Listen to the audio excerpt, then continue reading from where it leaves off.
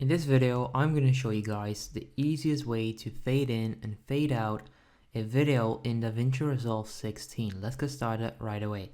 So to start off, I actually opened a clip in my timeline and I clicked on edit. Now, when you're here, all you need to do is use the selection tool and then select the video.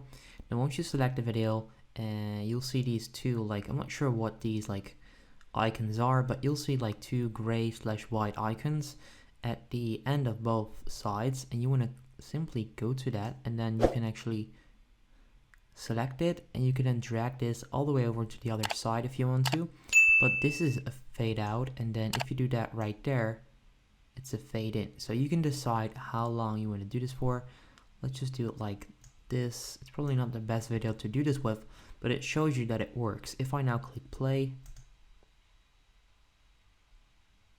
you'll see that that's a nice fade in and fade out, and this is the easiest way to do this. So if this video helped you out, make sure you go ahead and leave a like on the video. That would help me out. If you have any questions about this, feel free to let me know in the comment section down below, and then I'll see you in the next video. Have a good day.